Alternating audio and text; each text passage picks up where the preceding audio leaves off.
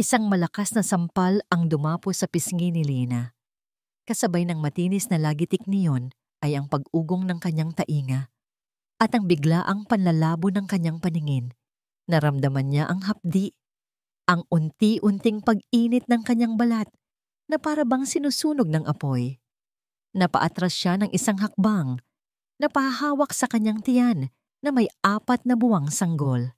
Katahimikan. Isang nakabibinging katahimikan ang bumalot sa malawak na hallway ng Soriano Foods. Ang tanging maririnig lang ay ang mahinang bulungan mula sa mga empleyadong nakasaksi sa lahat. Mga matang dilat sa gulat, mga bibig na nakatakip ng kamay, mga titig na puno ng awa at takot. Awa para sa kanya, takot para sa lalaking nasa harap niya, ang kanyang asawa, si Adrian Soriano. Huwag mo akong bigyan ng ganyang tingin, Liana. Mariin at puno ng pagbabantang, sabi ni Adrian. Ang boses niya ay kalmado, ngunit iyon ang mas nakakatakot. Iyon ang boses na ginagamit niya bago siya maging isang halimaw. Nanginginig ang mga tuhod ni Liana. Ilang minuto lang ang nakalipas. Nasa loob sila ng conference room, isang mahalagang meeting kasama ang mga bagong business partners. Maayos ang lahat. Nakangiti pa nga siya habang ipinapaliwanag ang isang punto sa isang matandang investor. Isang simpleng ngiti, isang profesional na pakikipag-usap. Pero para kay Adrian, isa iyong kasalanan. Nakita niya ang pagbabago sa mga mata nito mula sa kabilang dulo ng mahabang mesa. Ang pag-igting ng panga, ang halos hindi mahahalata, ngunit pamilyar na panginginig ng kamay nito na nakapatong sa mesa. Alam na niya. Kaya naman nang bigla itong tumayo at magpaalam sa gitna ng presentasyon, alam na ni Liana kung ano ang kasunod. Excuse me, gentlemen. May kailangan lang akong asikasuhin. Liana, sumunod ka sa akin. Sabi nito, sa paraang walang sino man ang maglalakas loob na tumutol. Sa sandaling naisara ang pinto ng conference room, doon nagsimula ang lahat. Hinila siya ni Adrian sa braso. Ang mga daliri nito'y bumaon sa kanyang balat na parang bakal. Anong pinag-uusapan ninyo ng matandang iyon? Tanong niya. Hila-hila siya palayo sa mga naguguluhang tingin ng mga kasamahan nila. Adrian, ano ka ba? Tungkol sa business ang pinag-uusapan namin. Sir, please, nasasaktan ako. Business? O baka naman ipinapakita mo kung gaano kakadaling makuha? Ganyan ka ba talaga kapag wala ako? Isang ngiti lang, bibigay ka na. Ang bawat salita ay parang suntok sa kanyang sikmura. Ang bawat paratang ay lason na unti-unting pumapatay sa kanyang kaluluwa. At ngayon, heto sila. Sa gitna ng hallway, sa harap ng mga taong dapat ay rumerespeto sa kanya bilang asawa ng Vice President. Ngunit ang nakikita nila ngayon ay hindi isang ginang. Isa lamang siyang babaeng sinasampal at pinapahiya. Pinilit niyang magsalita, kahit na may namumuong luha sa kanyang mga mata. Adrian, pakiusap. Nakakahiya. Pinagtitinginan tayo ng mga tao. Wala akong pakialam sa kanila, sigaw nito, at sa pagkakataong ito, itinulak siya. Napadaing si Liana nang tumama ang kanyang likod sa malamig na pader. Ang unang pumasok sa isip niya ay ang anak niya. Agad niyang niyakap ang kanyang tiyan. Sinusubukang protektahan ito mula sa anumang panganib. Buntis ako. Diyos ko, ang anak natin. Gusto niyang isigaw iyon pero walang boses na lumabas sa kanyang lalamunan. Ang takot ay tuluyang lumamon sa kanyang pagkatao. Tumingin si Adrian sa kanya na para bang isa siyang basura. Puno ng galit at pagkasuklam ang mga mata nito. Akmang hahakbang itong muli, palapit sa kanya nang biglang may isang bagay na nakakuha ng atensyon nilang dalawa. Ang pinto ng pinakamalaking opisina sa dulo ng hallway. Ang opisina ng chairman. Mula sa salaming pader ng opisina, may isang anino. Isang anino ng isang lalaking nakatayo. Matikas, hindi gumagalaw. Nakatingin sa kanila. Nakita niya ang lahat. Nanlaki ang mga mata ni Liana. Si Don Renato, ang kanyang biyenan. Kasabay ng pagbukas ng pinto ng opisina ay ang paghupa ng lahat ng ingay. Tila huminto ang pag-ikot ng mundo. Maging si Adrian ay natigilan. Ang galit sa mukha nito ay napalitan ng pagkagulat. Dahan-dahang lumabas si Don Renato Soriano. Ang kanyang mukha ay walang emosyon, ngunit ang kanyang mga mata ay nag-aalab sa paraang hindi pa kailanman nakita ni Liana. Hindi siya tumingin kay Liana. Ang kanyang mga mata ay nakapako lamang sa kanyang anak. Isang malamig at matigas na boses ang bumasag sa katahimikan. Ang pangalang iyon na minsan niyang ipinagmalaki ay parang laso na dumaloy sa bibig ni Don Renato. Hindi niya pinansin ang pagkabigla sa mukha ni Adrian. Hindi niya pinansin ang pag-atras nito. Ang kanyang mga mata ay lumipat kay Liana sa namumulang pisngi nito, sa mga luhang namumuo sa mga mata, at sa mga kamay nitong mahigpit na nakayakap sa sariling tiyan. Ang kanyang apo, ang dugo ng mga Soriano, ang nag-iisang pag-asa para sa kinabukasan ng kanilang pangalan. Sa isang iglap, nawala ang lahat ng pag-aalinlangan sa isip ni Don Renato. Ang naroon na lamang ay isang malamig at matigas na desisyon. Naglakad siya palapit, hindi kay Adrian, kundi kay Liana. Dahan-dahan niyang hinawakan ang braso nito, isang hawak na kabaligtaran ng marahas na pagkakahawak ni Adrian kanina. "Halika na, Ija. Aalis na tayo rito," mahinahon niyang sabi. Ngunit may bigat at awtoridad sa kanyang boses na walang sino mang nangahas na sumuway. Dad, wait! Magpapaliwanag ako." Humabol si Adrian. Ang boses ay naglalaman ng bahid ng panik. Hindi lumingon si Don Renato. Itinuon niya ang buong atensyon sa pag-alalay kay Liana na nanginginig pa rin. Tinawag niya ang kanyang pinagkakatiwalaang executive assistant na si Mang Tonyo na kasamang lumabas mula sa opisina. "Tonyo, tumawag ka ng ambulansya." "Hindi, mas mabuti pa. Ihanda mo ang sasakyan ko. Dadalhin ko si Liana sa St. Luke's. Ikaw na ang bahala rito." Ang huling pangungusap ay isang utos na may malalim na kahulugan. "Opo, sir." Mabilis na sagot ni Mang Tonyo na agad kumilos. Habang naglalakad sila palayo, narinig ni Don Renato ang desperadong sigaw ni Adrian. "Dad, wag ninyo akong talikuran. Kasalanan niya to." Ngunit para kay Don Renato, ang boses na yon ay isa na lamang ingay sa hangin. Sa loob ng sasakyan, walang nagsalita. Tahimik lang na umiiyak si Liana sa tabi niya. Hindi alam ni Don Renato kung paano mag-umpisa. Hindi siya sanay magpakita ng emosyon. Ang alam lang niya ay magpatakbo ng isang malaking kumpanya, magpalago ng pera, at magpanatili ng kapangyarihan. Ngunit habang tinitingnan niya ang babaeng nasasaktan sa kanyang tabi, naramdaman niya ang isang bagay na matagal na niyang kinalimutan. Ang tungkulin ng isang ama. Isang tungkulin kung saan bigo siya. Pagdating sa ospital, mabilis silang inasikaso. Habang nasa loob ng emergency room si Liana para suriin ng doktor, naiwan si Don Renato sa labas, naglalakad pabalik-balik. Ang bawat segundo ay parang isang oras. Ang galit sa kanyang dibdib ay nag-aapoy, galit sa kanyang anak, at galit sa kanyang sarili. Paano niya hinayaang mangyari ito? Paano niya pinalaki ang isang halimaw sa loob ng sarili niyang pamamahay? Lumabas ang doktor makalipas ang halos isang oras. "Mr. Soriano, the baby is fine. Ligtas po ang mag-ina. But we recommend na magstay muna si Ma'am Liana dito para ma-monitor natin at para makapagpahinga siya. Masyado siyang stressed." Isang malalim na hininga ng ginhawa ang pinakawalan ni Don Renato. Ligtas ang kanyang apo. Pumasok siya sa pribadong silid kung saan inilipat si Liana. Natutulog ito, marahil dahil sa gamot. Umupo siya sa tabi ng kama at sa unang pagkakataon, sa loob ng maraming taon, naramdaman niya ang bigat ng kanyang edad. Kinuha niya ang kanyang cellphone at nagsimulang gumawa ng mga tawag. Ang una niyang tinawagan ay ang hepe ng kanyang security.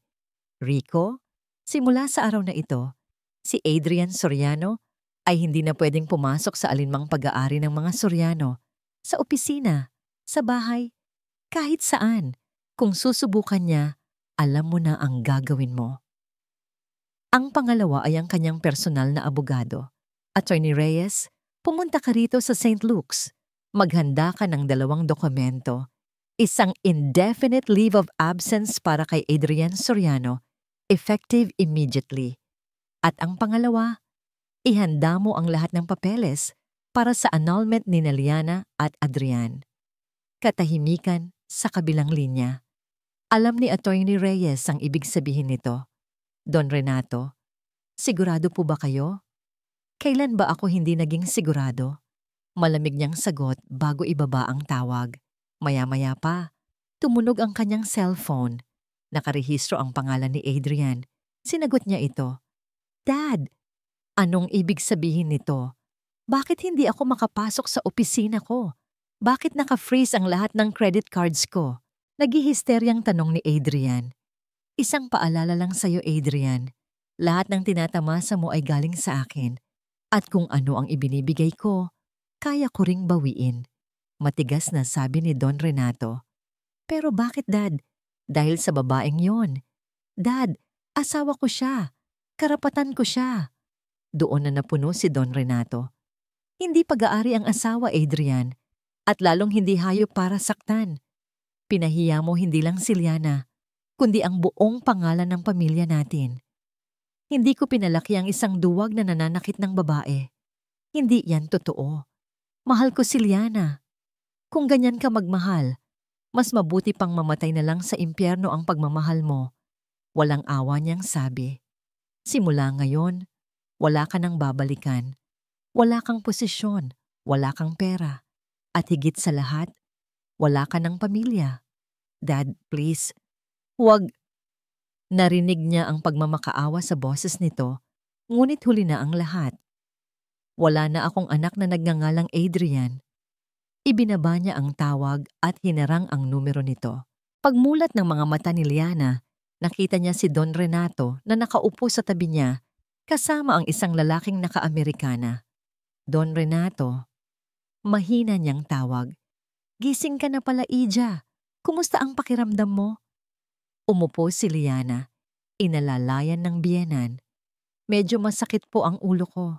Sino po siya? Siya si Attorney Reyes. Hayaan mo siyang magpaliwanag. Sabi ni Don Renato.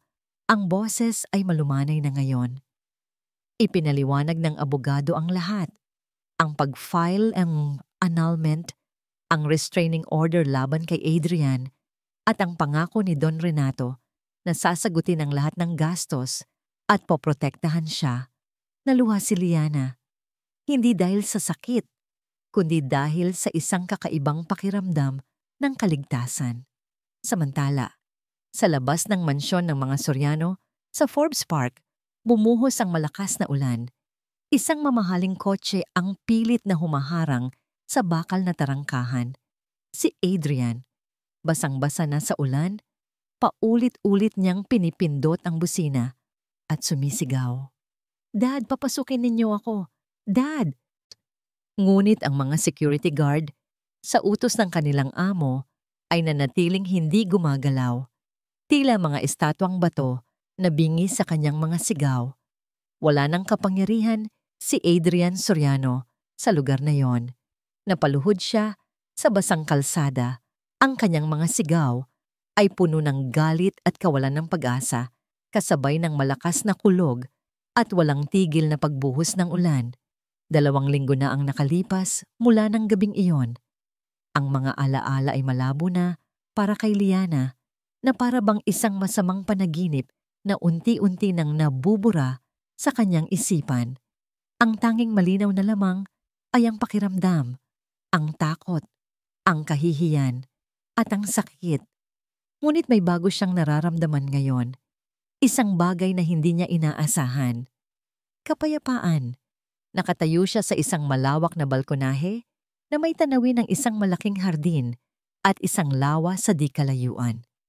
Ang simoy ng hangin ay sariwa, malayo sa mausok na hangin ng Maynila. Dito sa Laguna, sa pribadong rest house ni Don Renato, tila mas mabagal ang pag-ikot ng mundo. Ito ang bagong tahanan niya. Matapos ang 2 araw sa ospital, si Don Renato mismo ang naghatid sa kanya rito.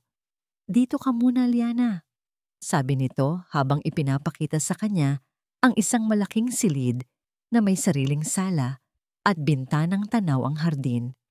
Walang nakakaalam ng lugar na ito maliban sa iilang pinagkakatiwalaan kong tao. "Dito, ligtas ka. Ligtas kayo ng apo ko." Sa mga unang araw, pakiramdam ni Liana ay isa siyang preso. Ang buong paligid ay binabantayan ng mga security guard. Kahit ang mga katulong ay bago, maingat na pinili ni Don Renato. Nakakabingi ang katahimikan. Nasanay siya sa buhay sa syudad, sa ingay ng mansyon nila ni Adrian, kahit na ang ingay na yon ay madalas na sigawan at basag na gamit. Dito, ang tanging ingay ay ang huni ng mga ibon sa umaga at ang tunog ng mga kuliglig sa gabi. Isang gabi, hindi siya makatulog. Naramdaman niya ang gutom, ngunit nahihiya siyang lumabas ng kwarto. Sanay siyang tiisin ang lahat. Sanay siyang itago ang sarili niyang pangangailangan, ngunit biglang may kumatok sa kanyang pinto. Si Don Renato, may daladalang tray, isang baso ng mainit na gatas at ilang piraso ng cookies. "Hindi ka pa natutulog?" sabi nito. Hindi isang tanong. Narinig kong nagugutom ang apo ko. Napangiti si Liana sa kabila ng kanyang pagkagulat. Sa buong pagsasama nila ni Adrian, ni minsan ay hindi niya nakita ang biyenan na pumasok sa kusina. Ito ay isang taong sanay na inuutusan ng lahat. Ngunit heto ito ngayon, nag-aalala kung nakainom na ba siya ng gatas. Unti-unti, nasanay si Liana sa bagong routine. Sa umaga, sasamahan siya ni Don Renato na maglakad sa hardin. Tahimik lang sila madalas, ngunit ang katahimikan ay hindi na nakakailang. Iyon ay isang katahimikan na puno ng pag-unawa. Ikinuwento nito ang mga plano niya para sa bata. Ipapakita raw niya rito kung paano magpatakbo ng negosyo. Tuturuan niyang mangisda sa lawa. Ibabahagi niya ang lahat ng bagay na hindi niya naibahagi sa sarili niyang anak. Sa mga sandaling iyon, nakikita ni Liana hindi ang isang makapangyarihang business tycoon, kundi isang lolo na sabik sa kanyang unang apo. Isang hapon, habang nagbabasa siya ng libro sa may veranda, naramdaman niya iyon, isang maliit na pitik mula sa loob ng kanyang tiyan. Napahawak siya roon at napangiti. Isang tunay na ngiti, hindi pilit, hindi para magpanggap. Sa unang pagkakataon, sa loob ng napakatagal na panahon, naramdaman niya ang purong kaligayahan, ang kanyang anak. Gumagalaw na ito. "Anak," bulong niya, habang hinahaplos ang kanyang tiyan. "Kahit anong mangyari, nandito lang si Mommy. Poprotektahan kita." Ang pangakong yon ay nagbigay sa kanya ng bagong lakas. Hindi na siya ang Liana na mahina at palaging umiiyak. Isa na siyang ina at gagawin niya ang lahat para sa kanyang anak. Samantala, sa isang madilim at maingay na bar sa Quezon City, ibang-iba ang mundo ni Adrian. Wala na ang kanyang mga mamahaling damit. Wala na ang kanyang Rolex. Ang tanging natira ay ang galit at ang pakiramdam na pinagtaksilan ng buong mundo. Naubos na ang lahat ng perang na itago niya. Ang mga kaibigan niya ay bigla na lang naglaho.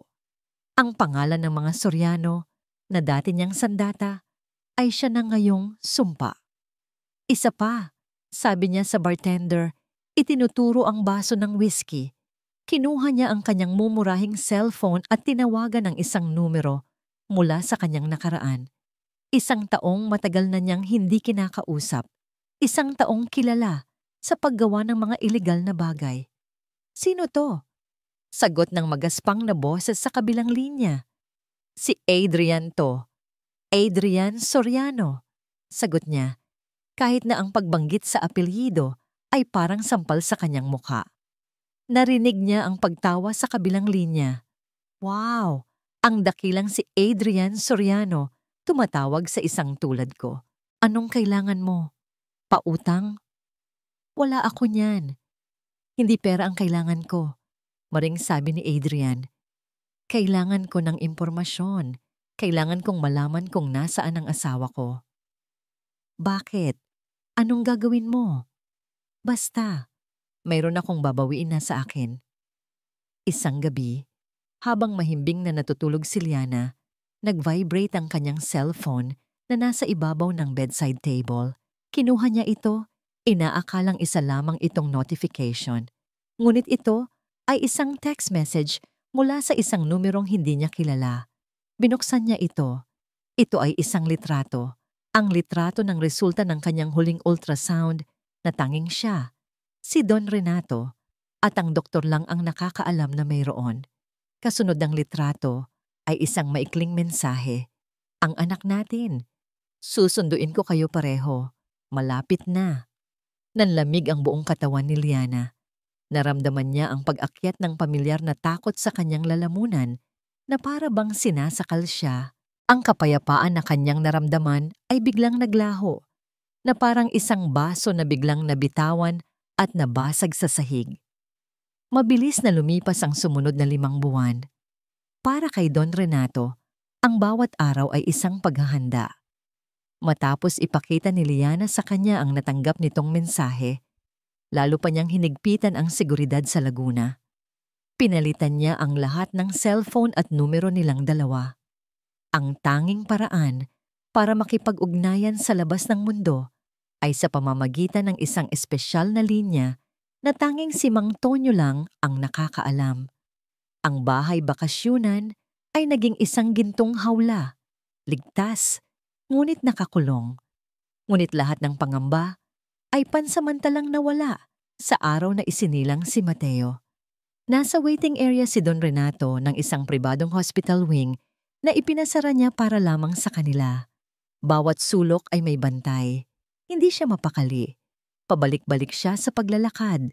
Isang bagay na hindi niya ginagawa kahit sa pinakamatitinding board meetings. Nang sa wakas ay lumabas ang doktor na may ngiti sa labi, doon lang niya naramdaman ang pagluwag ng kanyang dibdib. Congratulations, Don Renato. It's a healthy baby boy. Pagpasok niya sa silid, nakita niya si Liana, maputla at pagod, ngunit may kakaibang liwanag sa kanyang mga mata. At sa mga braso nito, nakabalot sa puting kumot, ay ang pinakahihintay niyang anghel. Dahan-dahan siyang lumapit. Inabot ni Liana sa kanya ang sanggol.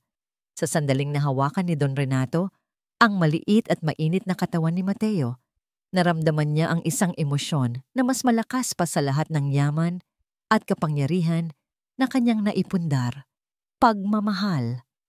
Isang dalisay at walang kondisyon na pagmamahal. Tinitigan niya ang munting mukha, ang maliliit na daliri, ang buhok na kasing itim ng gabi. Ito na ang kanyang tagapagmana, ang bagong Soriano, at isinumpa niya sa kanyang sarili na hindi niya hahayaang madungisan ng anumang kasamaan ang buhay ng batang ito. Makalipas ang isang buwan, nagdaos sila ng isang pribado at tahimik na binyag sa maliit na kapilya sa loob mismo ng property sa Laguna. Kakaunti lang ang bisita. Si Mang Tonyo, ang abogado ng pamilya, at ilang malalapit na kasambahay. Si Liana ay napakaganda sa suot niyang puting bestida. Hawak niya si Mateo na mahimbing na natutulog. Sa kanilang tabi, nakatayo si Don Renato, matikas sa kanyang barong Tagalog. Ang mukha ay puno ng pagmamalaki. Para sa sino mang makakakita, sila ay isang perpektong pamilya. Isang masayang lolo kasama ang kanyang manugang at apo. Ngunit sa likod ng masayang okasyon, may aninong gumagapang. Kinagabihan, pagkatapos ng binyag, habang mahimbing nang natutulog si Liana at Mateo, pumasok si Don Renato sa kanyang home office. Sa ibabaw ng kanyang mesa ay nakatambak ang mga folder. Hindi lang ang pagprotekta sa kanyang pamilya ang kanyang problema. Ang Soriano Foods, ang imperyong binuo niya mula sa wala, ay inaatake. Ano ang bagong balita? Tanong niya kay Mang Tonyo sa kabilang linya ng telepono. Sir, kinukumpirma ng aming source. Ang Del Fuego Corporation ang nasa likod ng corporate espionage. Sila ang nag-leak ng formula ng bago nating produkto sa merkado. Sagot ni Mang Tonyo. Napahigpit ang hawak ni Don Renato sa telepono.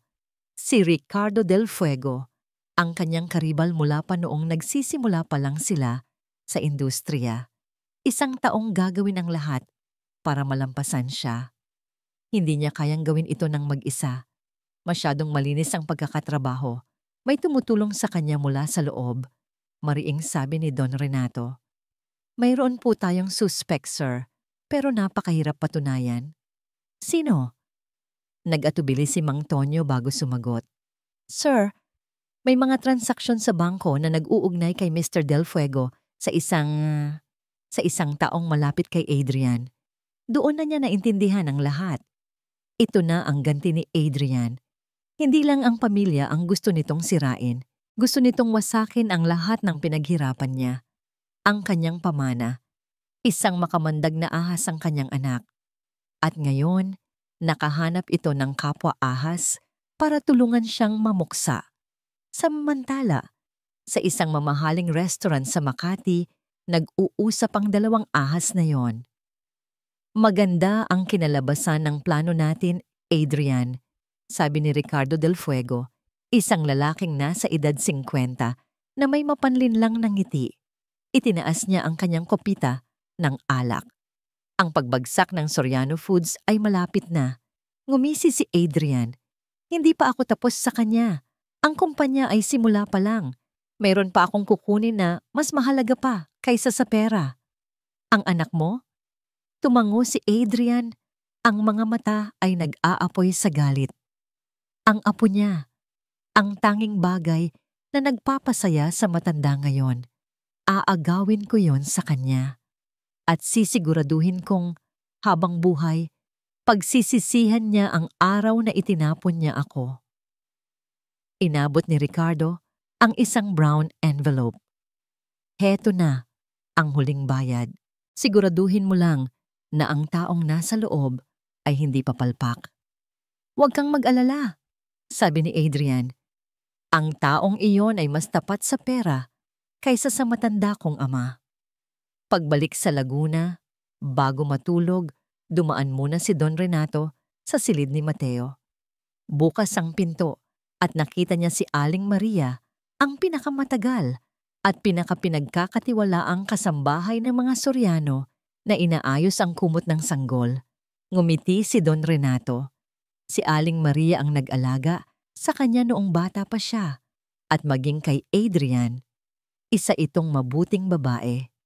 Kahit papaano, mayroon pa siyang kakampi na mapagkakatiwalaan sa loob ng bahay. Salamat, Maria. Mahina niyang sabi. Walang anuman po, senyorito. Sagot nito, yumuko at lumabas ng silid. Hindi alam ni Don Renato na pagtalikod niya, kinuha ni Aling Maria ang kanyang cellphone. Dahan-dahan, kinuhanan niya ng litrato ang natutulog na si Mateo. At sa isang pindot, ipinadala niya ang larawan sa isang numerong may pangalang anak. Ang pagiging ina ay nagbago kay Liana. Nagbigay ito sa kanya ng isang uri ng lakas na hindi niya alam na taglay niya. Ngunit kasabay nito, nagbigay rin ito sa kanya ng isang uri ng takot na mas malalim kaysa sa dati. Ang bawat pag-ubo ni Mateo ay nagpapanik sa kanya. Ang bawat pag-iyak ay parang tinutusok ang kanyang puso. Ang kanyang buong mundo ngayon ay umiikot na lamang sa maliit na nilalang na ito. At dahil dito, naging mas matalas ang kanyang pakiramdam. Mas mapagmasid. Napansin niya ang maliliit na bagay na hindi tama. Isang araw, habang pinapatulog niya si Mateo, napansin niyang nawawala ang paboritong laruan nito. Isang maliit na kuneho na may kalimbang sa loob. Hinanap niya ito sa buong kuna, sa ilalim ng kama, sa lahat ng sulok ng kwarto, pero wala. Naisip niyang baka nahulog lang kung saan. Ngunit kinagabihan, nang buksan niya ang cabinet para kumuha ng bagong lampin, nandoon ang kuneho. sa pinakailalim ng tumpok ng mga damit na parabang sadyang itinago. Imposible! Siya lang ang nag-aayos ng mga gamit ni Mateo. Hindi niya ito pinansin noong una. Ngunit pagkaraan ng ilang araw, may nangyari ulit. Isang gintong medalyon na regalo ni Don Renato noong binyag na nakasabit sa itaas ng kuna ay natagpuan niyang nasa sahig sa ilalim ng isang upuan. Parang may isang taong pumapasok sa kwarto at pinapakialaman ang mga gamit. Ngunit sino? At bakit? Ang kanyang hinala ay napunta kay Aling Maria. Si Aling Maria, ang mabait at palangiting kasambahay na halos kasing edad na ni Don Renato.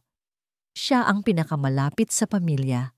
Mahal na mahal daw nito si Adrian nung bata pa ito. Masyado itong maalaga, lalo na kay Mateo. Minsan, sobra pa sa pagiging maalaga. Isang hapon, nasa hardin si Liana, itinutulak ang stroller ni Mateo. Lumapit si Aling Maria, may dalang isang basong juice. Liana, Ija, magpahinga ka muna. Ako na muna ang magbabantay kay Mateo. Mukhang pagod na pagod ka. Nakangiti nitong sabi. May kung anong hindi tama sa ngiting iyon, parang pilit. Salamat po, Aling Maria, pero okay lang po ako. Gusto ko pong masulit ang oras kasama ang anak ko. Magalang niyang sagot. Nakita niya ang bahagyang pagkadismaya sa mukha ng matanda bago ito muling nangumiti at umalis. Kinagabihan, sinubukan niyang sabihin ang kanyang mga pangamba kay Don Renato. Don Renato, napapansin ko po kasing parang may mga kakaiba pong nangyayari sa kwarto ni Mateo. Simula niya habang naghahapunan sila. Kumunot ang noo ng biyanan. Anong ibig mong sabihin? Ikinuwento niya ang tungkol sa nawawalang laruan at sa nahulog na medalyon. Tinitigan siya ni Don Renato. Ang mga mata ay seryoso. Liana, alam kong naninibago ka pa lang sa pagiging ina. Normal lang na maging sobrang praning, marahil ay dahil sa pagod, kung saan-saan mo lang nailalagay ang mga gamit. Huwag mong masyadong isipin, sabi nito sa malumanay na tono. At si Aling Maria? Dekada ko nang kasama yan. Hinding-hindi niya tayo lolokohin. Tumango na lang si Liana, ngunit hindi siya kumbinsido. Pakiramdam niya ay nag-iisa siya sa kanyang mga hinala. Para sa lahat, siya lang ang nag-iisip ng masama. Ngunit hindi niya maalis sa isip niya ang pakiramdam na may nagmamasid sa kanila. Isang gabi, habang nag-aalala, may narinig siyang mahinang kaluskos sa labas ng kanyang pinto. Dahan-dahan siyang bumangon para hindi magising si Mateo. Sumilip siya sa peephole. Nakita niya si Aling Maria nakatayo sa hallway, may kausap sa cellphone. Oo, natutulog na sila. Bulong nito. Huwag kang mag-alala, anak. Ginagawa ko ang lahat para sa'yo. Oo, mahal na mahal din kita. Anak? Alam ni Liana na matagal nang pumanaw ang nag-iisang anak ni Aling Maria. Sino ang kausap nito? Kinabukasan, nagdesisyon si Liana. Hindi na siya aasa sa iba. Siya mismo ang aalam ng katotohanan. Nagpabili siya online ng isang maliit na kamera, isang nanny cam na halos hindi mo mapapansin. Itinago niya ito sa isang teddy bear na nakapatong sa isang istante. Sa anggulong kitang-kita ang buong kwarto, lalo na ang kuna ni Mateo. Pakiramdam niya ay nababaliw na siya. Isang asawang nagdududa sa isang matandang kasambahay na pinagkakatiwalaan ng lahat. Ngunit ang instinct ng isang ina ay malakas. At sinasabi ng instinct niya na ang panganib ay mas malapit kaysa sa inaakala nila. Nang gabing iyon, matapos niyang patulugin si Mateo, hindi siya natulog. Umupo siya sa sala ng kanyang silid, hawak ang kanyang tablet, nakabukas ang live feed mula sa kamera. Oras ang lumipas. Wala namang nangyari. Naisip niyang baka tama nga si Don Renato. Baka praning lang siya. Akmang papatayin na niya ang tablet nang bumukas ang pinto ng kwarto ni Mateo. Pumasok si Aling Maria. Dahan-dahan, walang ingay. Lumapit ito sa kuna at tinitigan ang natutulog na sanggol. Normal lang, sabi ni Liana sa sarili. Tinitingnan lang niya kung okay ang bata. Ngunit pagkatapos, lumingon si Aling Maria sa paligid na para bang sinisiguradong walang nakakakita. Dahan-dahan itong lumapit sa bintana. At ang sumunod na ginawa nito, ang nagpatigil sa paghinga ni Liana. Maingat na binuksan ni Aling Maria ang trangka ng bintana. Sumilip ito sa labas, sa madilim na hardin, at itinaas ang kanyang kamay. Nag-flash ito ng ilaw mula sa isang maliit na flashlight ng 3 beses. Mula sa kadiliman sa labas, may gumanting ilaw.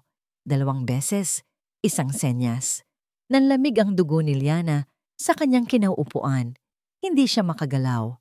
Ang tanging nagawa niya ay titigan ang screen ng tablet.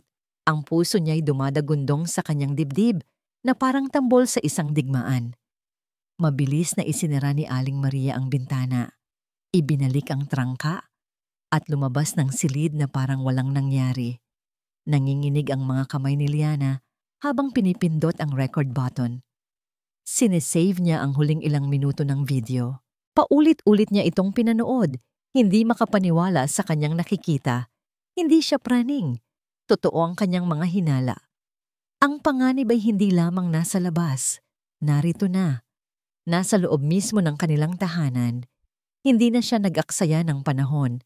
Dala-dala ang tablet, tumakbo siya papunta sa silid ni Don Renato sa kabilang dulo ng pasilyo.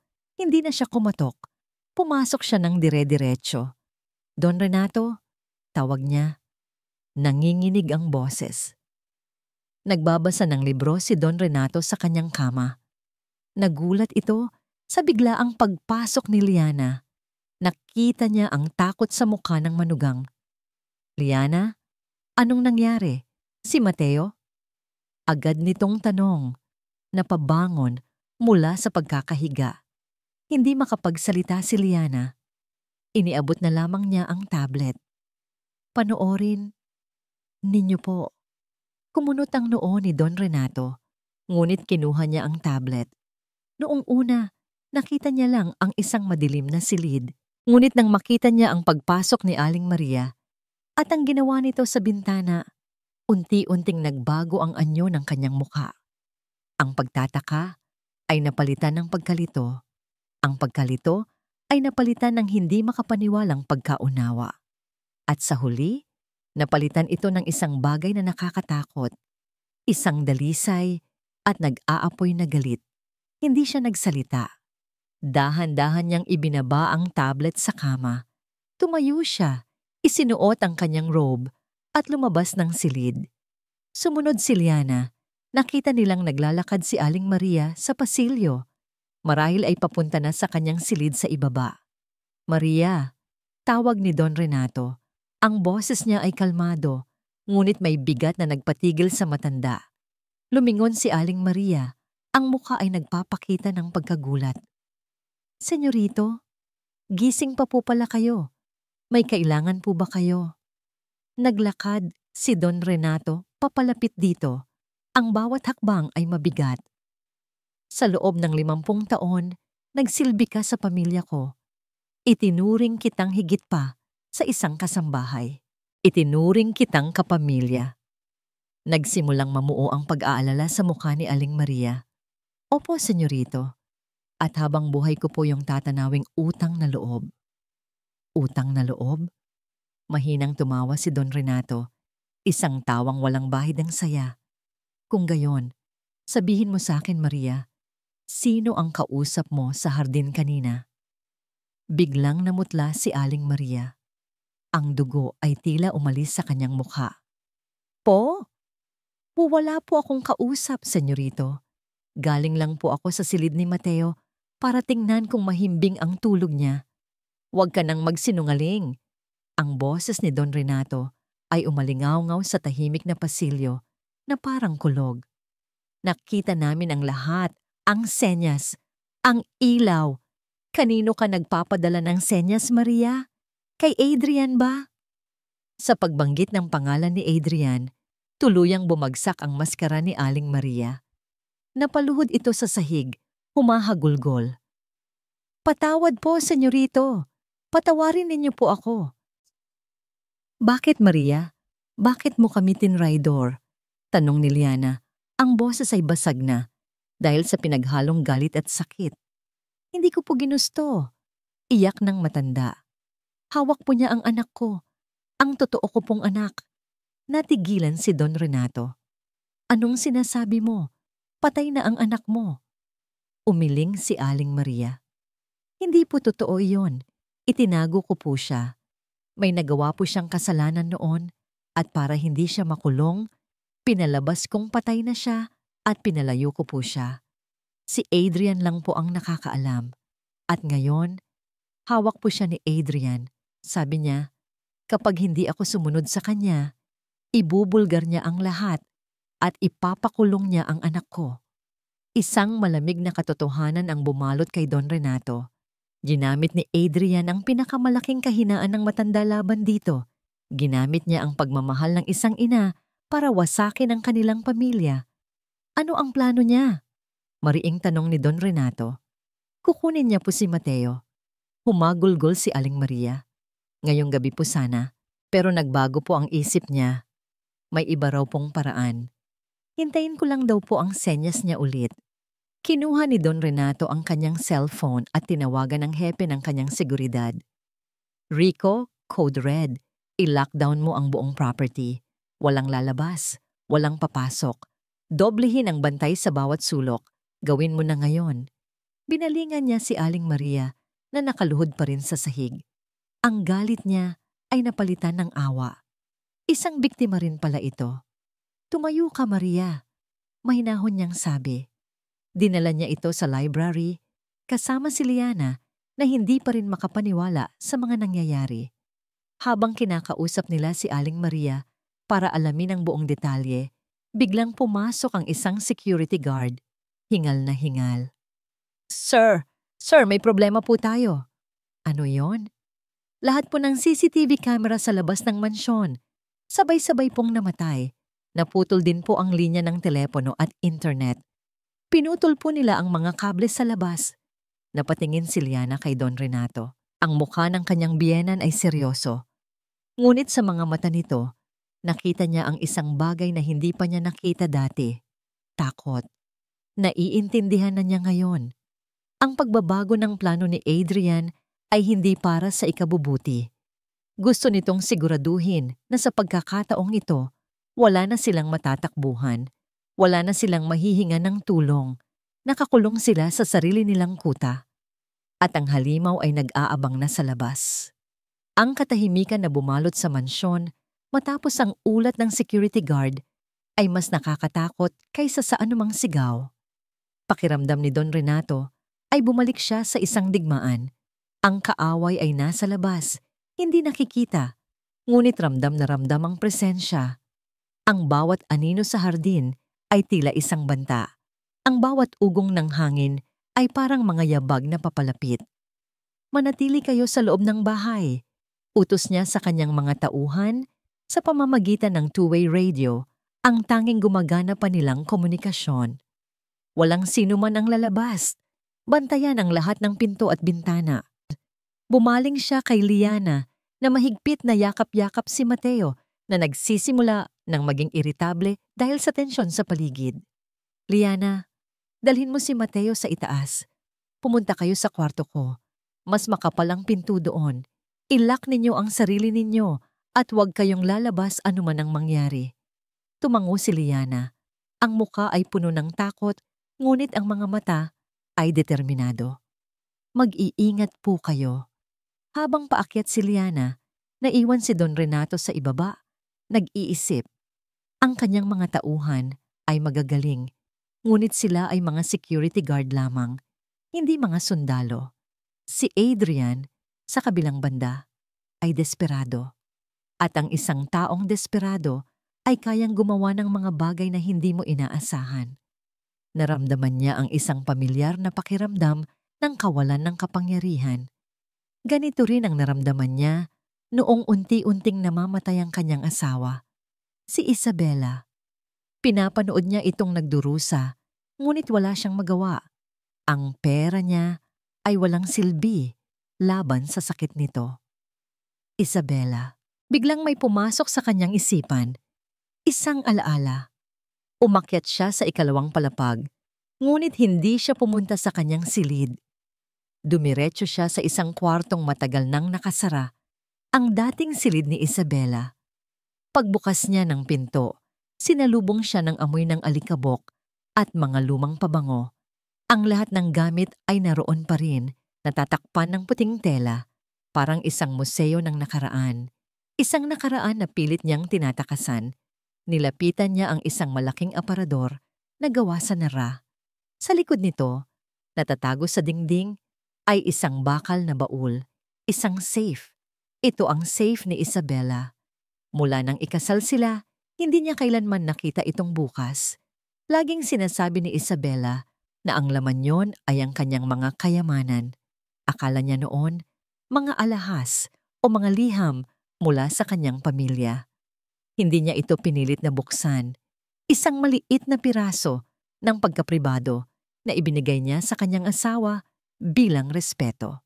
Ngayon, sa gitna ng panganib, isang malakas na kutob ang nagsasabi sa kanya na kailangan niyang malaman kung ano ang nasa loob.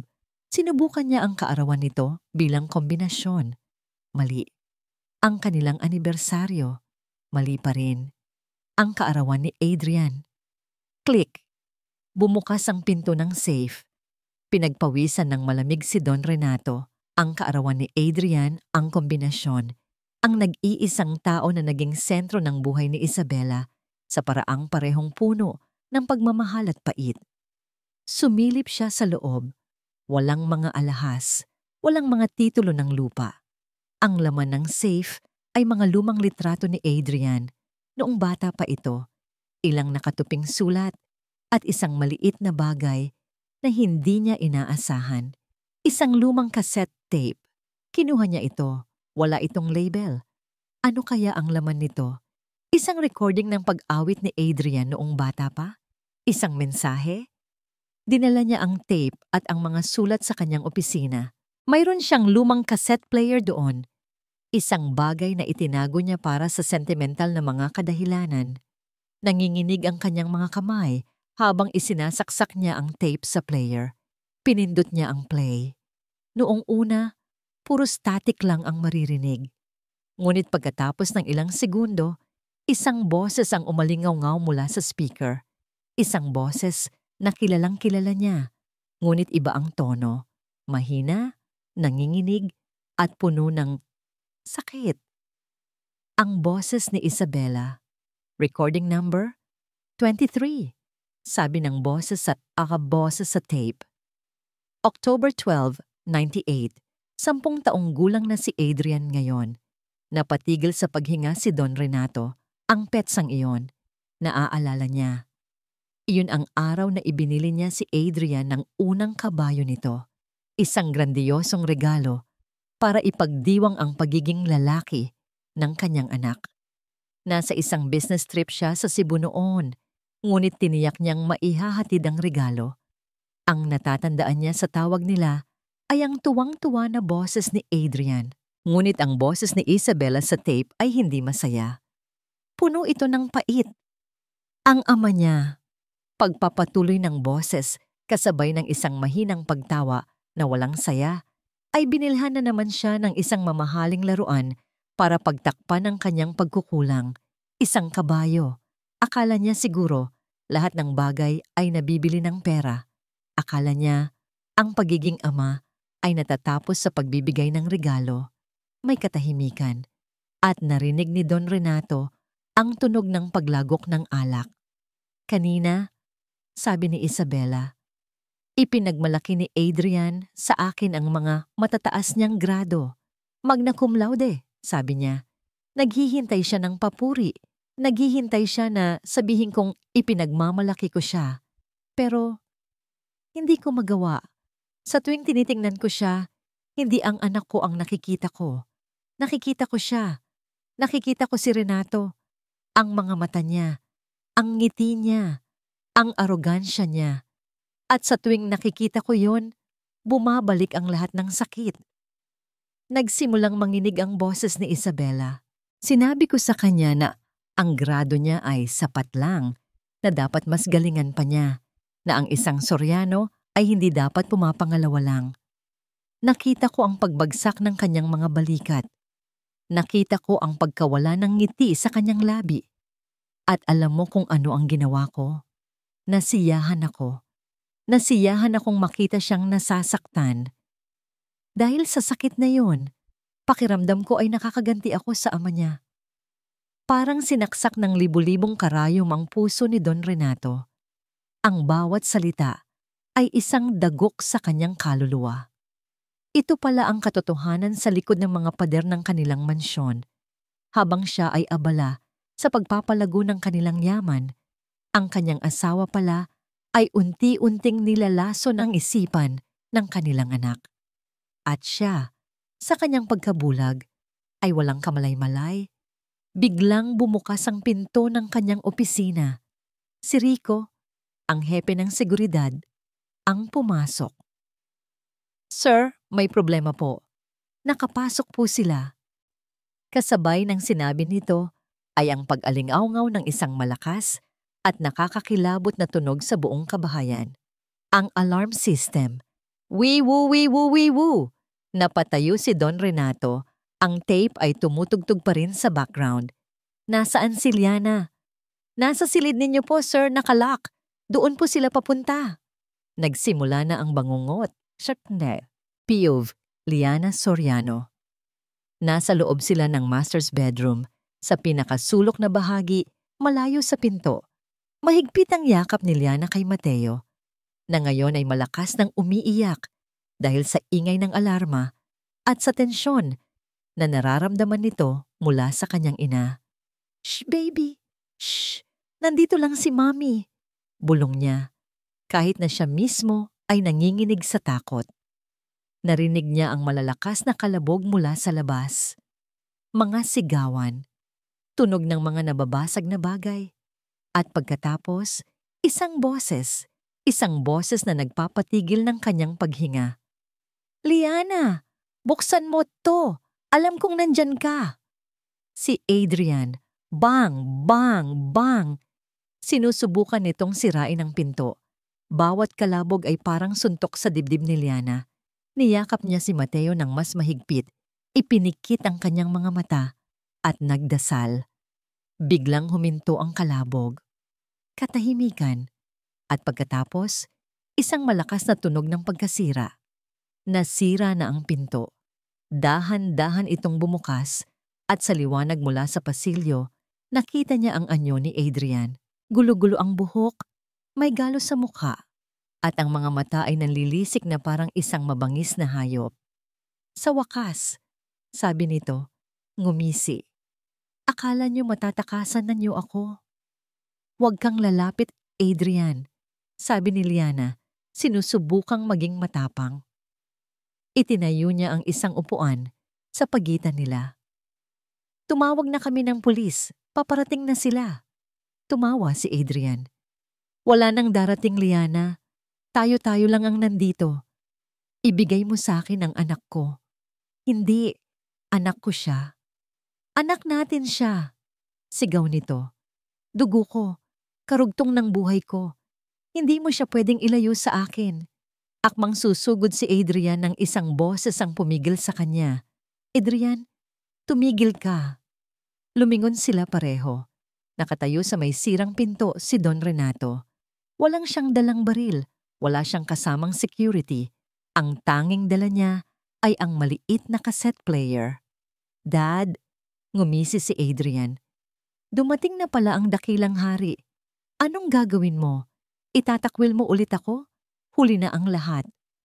Hindi sumagot si Don Renato. Tumingin lang ito sa kanya. Hindi na may galit, kundi may isang bagay na mas malalim.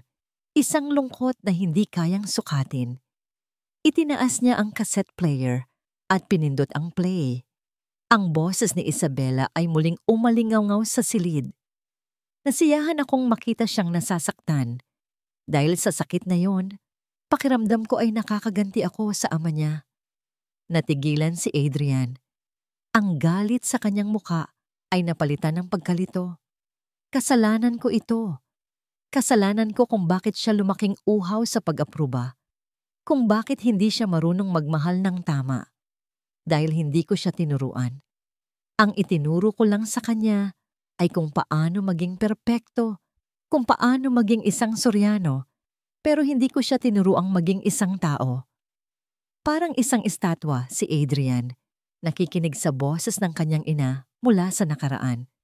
Ang maskara ng isang halimaw ay unti-unting nababakbak, inilalabas ang isang batang lalaki na nasasaktan at nalilito. Biglang may pumasok na mga pulis sa silid, armado at handa. "Huwag kang kikilos," sigaw ng isang pulis kay Adrian. Ngunit hindi na kailangan. Binitawan ni Adrian ang maliit na patalim na hawak niya. Dahan-dahan siyang napaluhod sa sahig. Hindi na siya sumisigaw, hindi na siya nananakot. Itinakip niya ang kanyang mga kamay sa kanyang mukha. At sa gitna ng ingay ng alarma at ng mga sigawan ng pulis, isang tunog ang narinig ni Liana na hindi niya kailanman inakalang maririnig mula kay Adrian. Ang tunog ng pag-iyak, isang pag-iyak na hindi dahil sa galit o pagkabigo, kundi isang pag-iyak ng isang sirang-sirang kaluluwa. Lumipas ang ilang linggo. Ang ingay at gulo ng gabing iyon ay unti-unting napalitan ng isang kakaibang katahimikan na ibalik na ang mga koneksyon sa labas. Ang mga sirang pinto at bintana ay naayos na. Ang mansyon sa Laguna ay muling naging isang payapang lugar. Ngunit para kay Liana, ang katahimikan ay may kasamang bigat.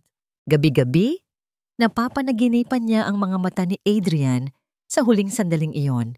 Hindi na mga mata ng isang halimaw, kundi mga mata ng isang batang nawawala. Napanood niya sa balita ang paglilitis. Mabilis ang naging desisyon. Reclusion perpetua, habambuhay na pagkabilanggo para sa mga kasong kidnapping, physical assault, at frustrated parricide. Nahuli rin si Ricardo del Fuego at ang iba pa nitong kasabwat. Nakuha na niya ang hustisya, ngunit bakit pakiramdam niya ay wala pa ring tunay na kapanatagan? Isang hapon, habang pinapatulog niya si Mateo sa duyan sa hardin, lumapit si Don Renato. May dala itong isang maliit at lumanang kahon. Ang kahong naglalaman ng mga gamit ni Doña Isabela. "Iha," mahinahon nitong sabi, "mayroon pa akong isang bagay na dapat ibigay sa'yo." Inilapag nito ang kahon sa mesa. Mula sa loob, kinuha nito ang isang sobre na naninilaw na dahil sa katagalan. Nakasulat sa labas ang mga salitang, "Para sa babaeng mamahalin ng aking anak." Kasama ito ng cassette tape. Paliwanag ni Don Renato. "Hindi ko ito binuksan.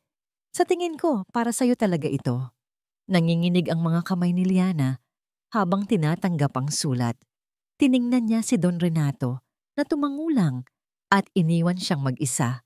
Dahan-dahan niyang binuksan ang sobre. Ang sulat sa loob ay isinulat sa isang magandang penmanship, ngunit may mga bahid ng natuyong luha na nagpamantsa sa tinta. Binasa niya ito. "Para sa'yo, na hindi ko pa nakikilala. Kung binabasa mo ito, marahil ay wala na ako. O marahil, natagpuan mo ito sa isang pagkakataong kailangan mong maintindihan kung sino ang lalaking pinili mong pakasalan. Hindi ko isinulat ito para humingi ng tawad para sa mga kasalanan ng anak ko. Walang anumang salita ang kayang magbura ng sakit na marahil ay naidulot niya sa'yo. Isinulat ko ito para ipaalam sa'yo ang katotohanan na ako lang ang nakakaalam. Ako ang lumikha sa halimaw na kinatatakutan mo. Ang anak kong si Adrian ay isinilang na isang mabuting bata. Ngunit ang pag-ibig na dapat ay ibinigay ko sa kanya ay ipinagkait ko. Ang galit ko sa kanyang ama, ang pait ng isang pagsasamang hindi ko ginusto, ay sa kanya ko ibinunton. Pinalaki ko siyang perpekto sa mata ng mundo, ngunit sinira ko ang kanyang kaluluwa sa loob ng aming tahanan. Tinuruan ko siyang maging malakas, ngunit hindi ko siya tinuruang maging mabuti. Hindi nito binibigyang katwiran ang kanyang mga pagkakamali, ngunit sana, kung mayroon ka pang natitirang puwang sa iyong puso, Sana ay maintindihan mo. At higit sa lahat, patawarin mo ako. Patawarin mo ako dahil sa aking pagiging makasarili, lumikha ako ng isang lalaking hindi marunong magmahal dahil hindi siya kailanman minahal ng tama. Kung may isang bagay man akong hihilingin sa'yo, iyon ay ito. Huwag mong hayaang magpatuloy ang sumpang ito. Ang apo ko, ang anak ninyo. Mahalin mo siya sa paraang hindi ko nagawa para kay Adrian. Basagin mo ang kadena. Nagmamahal. Kahit hindi karapat-dapat, Isabela Soriano. Nang matapos basahin ni Liana ang sulat, ang mga luha ay malaya nang dumadaloy sa kanyang mga pisngi. Ngunit hindi ito mga luha ng galit o sakit. Ito ay mga luha ng pag-unawa. Tumingin siya kay Mateo na mahimbing na natutulog. Ang kanyang anak, ang simula ng isang bagong kabanata. Sa sandaling iyon, nagdesisyon siya. Hindi niya patatawarin si Adrian para sa mga ginawa nito. Ang pagpapatawad ay isang regalong hindi pa niya kayang ibigay. Ngunit hindi na rin niya palalakihin si Mateo na may dalang galit at puot sa kanyang ama. Ibabahagi niya ang pagmamahal na ipinagkait kay Adrian. Ibibigay niya ang pag-unawang hindi kailanman naramdaman nito. Ang hustisya ay hindi lamang tungkol sa pagpaparusa. Ito rin ay tungkol sa pagputol ng isang masakit na siklo. Kinabukasan, tinawagan niya ang kanyang abogado. May gusto po akong simulan, sabi niya. Ang boses ay matatag at puno ng isang bagong determinasyon, isang foundation. Isang lugar para sa mga babae at mga batang nakaranas ng karahasan sa loob ng kanilang mga tahanan. Anong ipapangalan natin sa foundation, ma'am? Tanong ng abogado. Napangiti si Liana habang nakatingin sa kanyang anak na nagsisimula ng gumising. The Liana Soriano Foundation, sagot niya. For new beginnings. Isang taon ang lumipas. Ang dating tahimik na bayan sa Laguna ay may bago ng landmark. Isang modernong gusali na may malalaking bintanang salamin, napapalibutan ng isang hardin na puno ng mga bulaklak. Sa harapan, isang simpleng karatula ang nakasulat sa pilak ng mga titik. The Liana Soriano Foundation, a haven for new beginnings. Sa loob, ang lobby ay puno ng mga babae at bata. Mayroong naglalaro, mayroong nagbabasa, mayroong simpleng nagkukwentuhan habang umiinom ng kape. Ang hangin ay puno ng pag-asa. Nakatayo sa gitna ng lahat si Liana, nakangiti habang kinakausap ang isang bagong dating na ina na may yakap-yakap na sanggol. Wala na ang bakas ng takot sa kanyang mga mata. Napalitan ito ng isang liwanag na nagmumula sa loob, isang liwanag ng lakas at layunin. Welcome po sa aming tahanan, sabi niya sa babae. Dito, ligtas na po kayo. Mula sa di kalayuan, pinapanood siya ni Don Renato. Sa tabi nito ay isang maliit na batang lalaki na masayang tumatakbo-takbo, si Mateo, na ngayon ay mahigit 1 taon na. Mama! Mama! Sigaw ng bata, tumatakbo papalapit kay Liana. Binuhat siya ni Liana at hinalikan sa pisngi. Hello, my love. Nagpapakabait ka ba kay Lolo? Tumawa si Don Renato, ang dating seryoso at nakakatakot na business tycoon ay isa na ngayong mapagmahal na lolo. Ipinasa na niya ang pamamahala ng Soriano Foods sa isang bagong CEO na pinagkakatiwalaan niya. Ang kanyang buong oras at atensyon ngayon ay para na lamang kay Mateo. Para sa kanya, ito ang tunay na pamana. Hindi ang pera o kapangyarihan, kundi ang pagkakataong itama ang kanyang mga pagkakamali sa pamamagitan ng pag-aalaga sa kanyang apo. Siya ang pinakamabait na apo sa buong mundo, sabi ni Don Renato habang kinikiliti si Mateo. Maya-maya, isang staff ang lumapit kay Liana. May dalang isang sulat. Ma'am Liana, may nagpadala po para sa inyo. Binuksan ito ni Liana. Ito ay isang sulat pasasalamat mula sa isa sa mga unang babaeng tinulungan ng kanilang foundation. Kasama sa sulat ang isang litrato, ang babae at ang kanyang anak, nakangiti, sa harap ng isang maliit na tindahan na nagsimula sila sa tulong ng foundation. Salamat po sa pagbibigay sa amin ng liwanag sa gitna ng dilim. Nakasulat sa dulo ng sulat, napangiti si Liana. Ang bawat salitang iyon ay mas mahalaga pa kaysa sa anumang yaman. Kinahapunan, habang papalubog na ang araw, umuwi silang tatlo sa bahay bakasyunan.